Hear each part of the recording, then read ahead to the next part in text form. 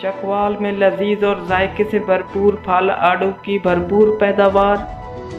चकवाल के आड़ू साइज और जायके में अपना आसानी नहीं रखते। चकवाल में फलों की पैदावार का कारोबारी लिहाज से नहायत मुनफरिद मकाम।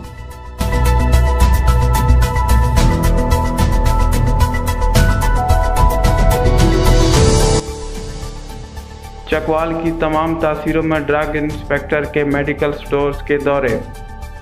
ड्रग एक्ट की खिलाफ वर्जी पर मुतअद्दिद मेडिकल स्टोर्स को सील कर दिया गया।